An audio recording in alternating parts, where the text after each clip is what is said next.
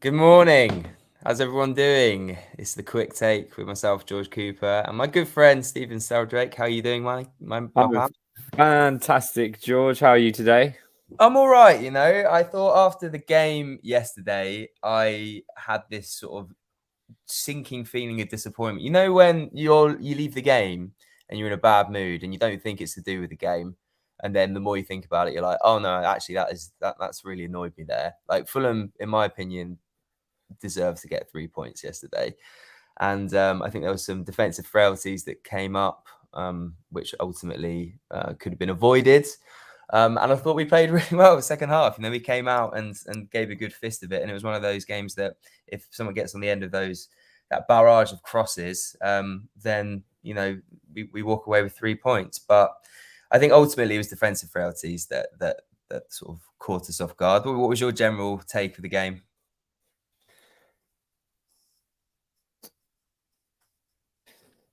Yeah. So it's a really weird one. I've never been so disappointed in coming from behind and getting a draw, which sounds weird because it felt like a bit of a loss, didn't it?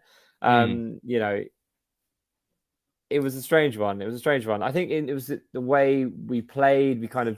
We didn't start strong. Bournemouth dominated that first half, and then the way we panned out on the second half, it was really strong, but we didn't quite make enough chances, and it felt like we should have walked away with 3 points. And when you look at our recent run of form, it was a really big game, but we just have to bounce back against Villa, don't we, on Thursday? Yeah. Let's start with Bournemouth's opening goal within what felt like 5 seconds. Um, it was the sort of one that it was just like, what on earth happened there? It was like quick splash and all of a sudden we're 1-0 down. Brilliant. We've got to work back from that. But it looked like a pretty slick move, to be honest, and a well taken Solanke goal. But I mean, to you, do you think there was anything we should have done there defensively to stop that from happening? Yeah.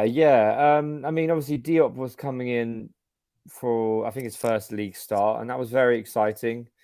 Um, the market we didn't switch on from the start. We weren't quite ready for that in Bournemouth intensity, and I thought Solanke was actually brilliant yesterday. He was really good on that first touch and then sprinting into space. And to be honest, it's a really well worked goal from Bournemouth, which kind of shocked us all a bit. And it felt a bit like, oh, it's going to be one of those days, isn't it? Um, but yeah, the marking could have been a bit tighter. But the first goal I think was just a very good move. It was more the second goal. I was a bit more frustrated in how easy that tap in was. Very well taken. But maybe Diop needs a bit more time to gel. When you're not playing week in, week out, these things can happen. And I think it's important to note that I think Ream actually had an exceptional game. I saw him get a bit of criticism online, but I thought he was really, really good yesterday, personally. Yeah, I mean, for me, the issues first half, it all came down that right-hand side. We didn't have anything going forward. We looked frail sort of defensively, and like this is no slight on Bobby at all because he's doing a job and filling in as of when needed. But it's obvious that right back isn't his natural position, and I thought Dan James as well didn't look, didn't set the world alight down that right-hand side, and we got Rob here saying still looking fragile at the back, and Babu needs whipping into shape. Bobby is wasted potential as right back. Kenny needs to start, and I think in Babu that obviously we've got the injury to Kenny Tete, but I think that right hand side for me first half was where we kind of fell down.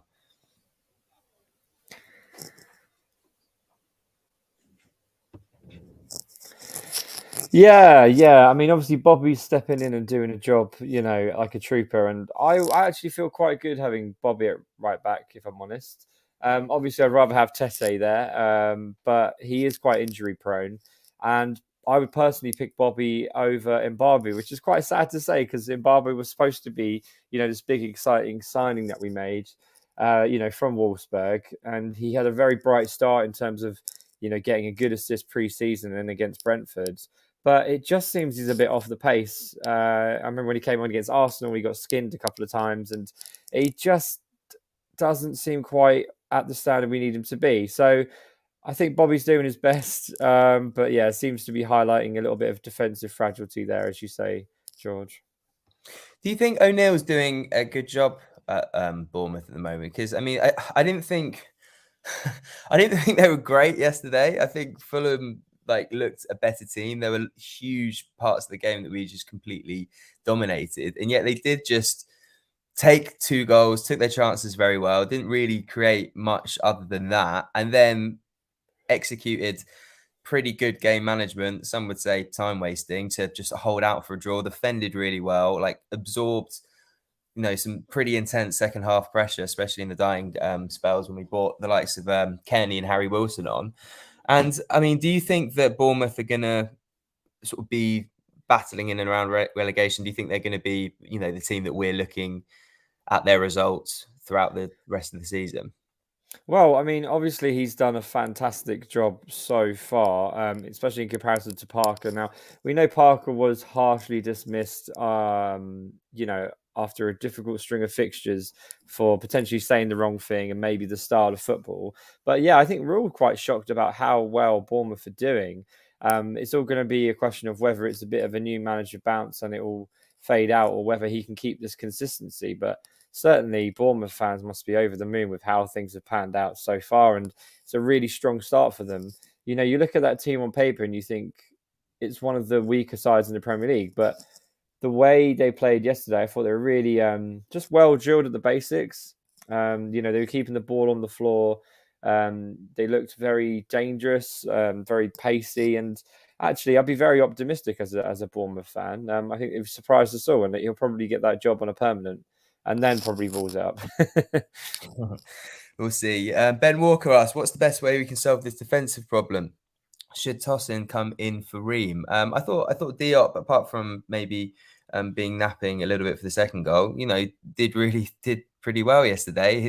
Took his goal excellent. I think he came off his header from the corner, wasn't it? Yeah, lovely little goal by Diop, wasn't it? Like I said, I think it's just that thing of consistency. Ream and Tosin played together for so long, and you felt like they just knew where the other one was at all times. But Diop cost us roughly 17 million, and he was brought in to be this big, at the heart of our defense. I think Ream surprised everyone with how he's kind of, he's 35 now, but hopefully proving the critics wrong. Diop struggled to get in. Long term, I think Diop does need to be the solution, hopefully, to our defensive woes, and I think it will take a bit of time. But there is some concerns about our defense. The amount of goals that we're shipping. But I'd much rather be enjoying these kinds of games of football than scoring 9 goals at home all season in the Premier League. So you got to take the rough with the smooth, haven't you? Jay says if Silva wants wing-backs to be so aggressive, he needs to play a 3-5 at the back. Otherwise, it's just 2 centre-backs getting exposed. I can see where you're coming from here, but I feel like that would just alter our shape too much. We need that kind of midfield pivot, I feel, and that's the way that we've sort of angled this team. But I mean, Stephen, what do you think? Do you think this could be a tactic that we could utilise? So that would solve the problem. You play Diop, Ream and Tosin as a 3 at the back, and then the wing backs of, I guess, Bobby and Robinson, who I thought was excellent yesterday, by the way.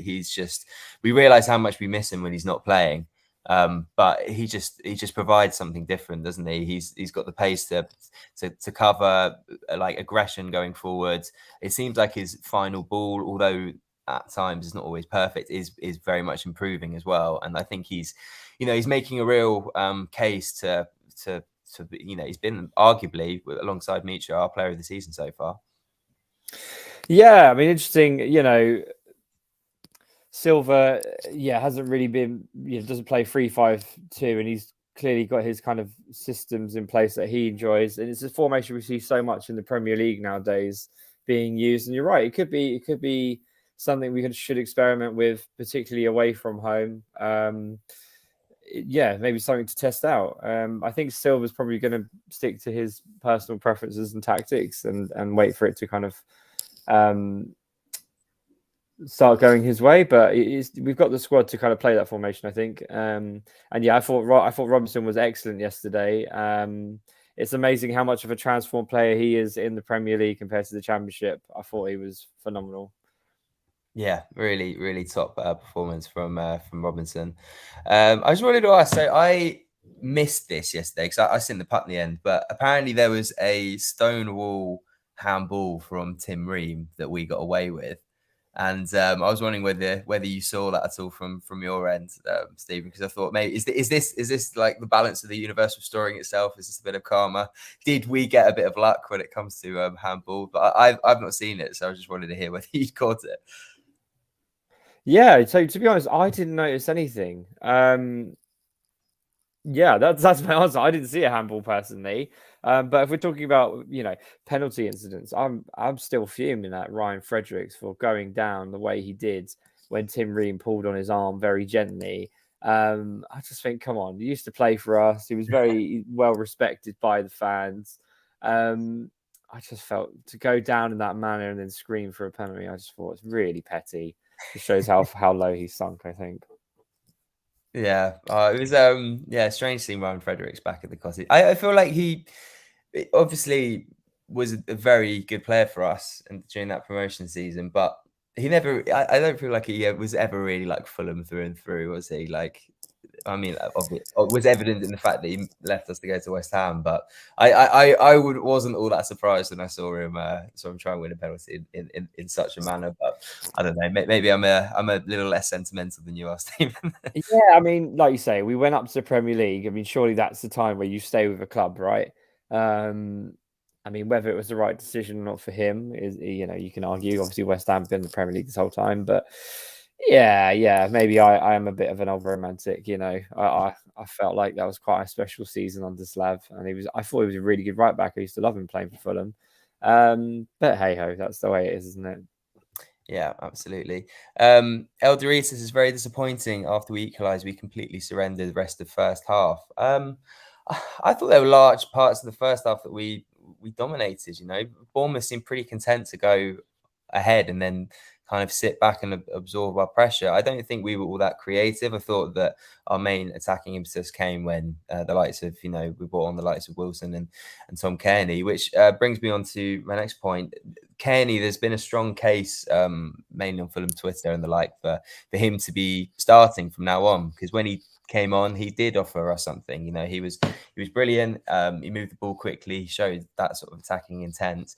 I thought Andreas Pereira as well was really good, especially the first half. He provided us with a lot of our kind of dynamism going forward. But what's your take on the whole Kenny should start argument, Stephen?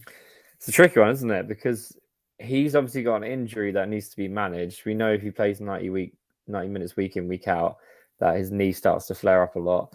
And also it's about what kind of players you want on the pitch. Tom Kearney isn't a physical presence that's going to be nipping at people's heels and really getting stuck in. He is phenomenal on the ball, and his performance yesterday was exceptional, wasn't it? I was just a little frustrated we couldn't get that third goal, and unlock the door there. But in terms of ball retention and passing, Tom Kearney is key. But I think it all depends on the tactics. And for me personally, I would keep things the way they are, because I don't know who you can afford to lose. I don't think you can afford to lose Harrison Reed or Paina or Pereira in the centre of the park. And that's the way it is, I'd actually quite like to see him playing Cam when Pereira comes off, usually, as he does every match. But obviously he's playing a lot deeper now. So, yeah, it's interesting. I thought yesterday, he did so well. And if he's starting, then I'm very happy to see him starting on the team sheet. I just think it's completely a tactical thing. And we need pace and physicality in the Premier League, as we all know. So, that's one to be debated further, I think. Yeah, I would have to agree with you. I mean, I love TC, and I think that he's best utilised as an impact substitute in the second half, whether we're looking to regain control of the game that we're sort of seeing out if we're holding on to a lead, or just providing that attacking impetus. I fully agree, especially what with his injury record and whatnot. So just quickly looking forward to Thursday's match against Aston Villa. How important is that game now? Aston Villa sits 16th in the table currently. I mean, you got to put, perhaps if you're looking at Bournemouth being a really key game in the fixture list, then I guess you got to apply that same logic to Aston Villa.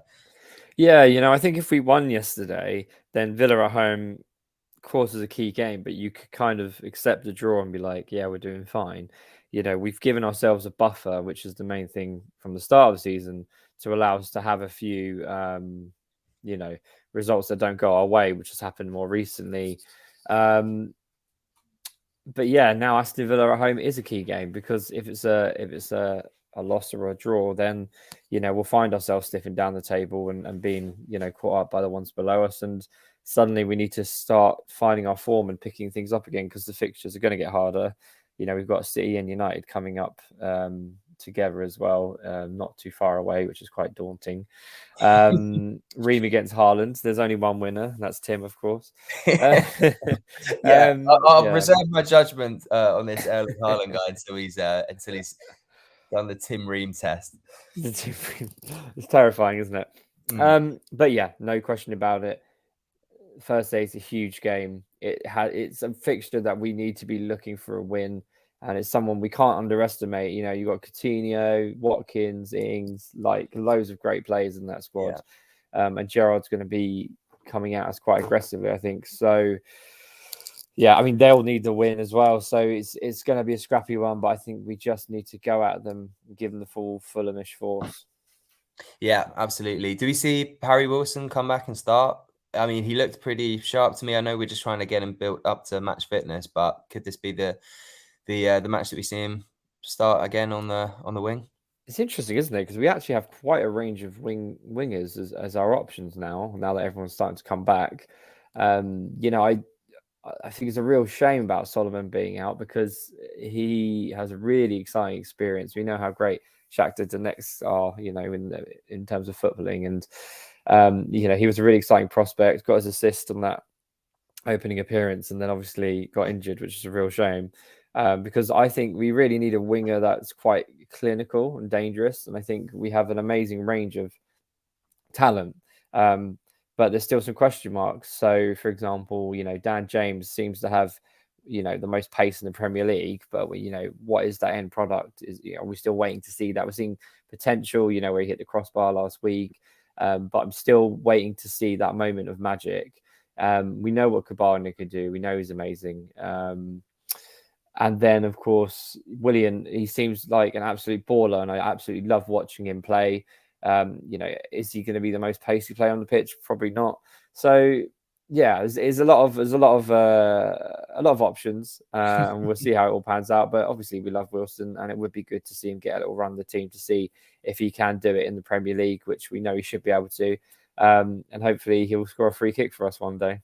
Oh yeah, that would be the day. I feel like we've been promised that for quite some time. But it'd be like, do you remember when John Arnorisa didn't get a goal? He was with us for like 2 or 3 years. Everyone was waiting for him to break his duck, and it never quite happened. I'll tell you what.